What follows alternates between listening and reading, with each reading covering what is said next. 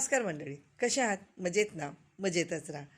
तोंडात टाकताच विरघळणारे आणि बिना पाकाचे असे झटपट आपण रव्याचे लाडू बनवणार आहोत. त्यासाठी परफेक्ट प्रमाण 2 वाटी रवा बारीक, 1 वाटी साखर, अर्धी वाटी तूप.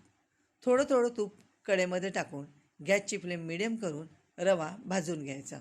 असे केल्याने तुपामध्ये रवा छान फुलला जातो आणि भाजलाही जातो. आता इथे आपण थोडं थोडं तूप टाकून रवा चांगला भाजून घेतला आहे.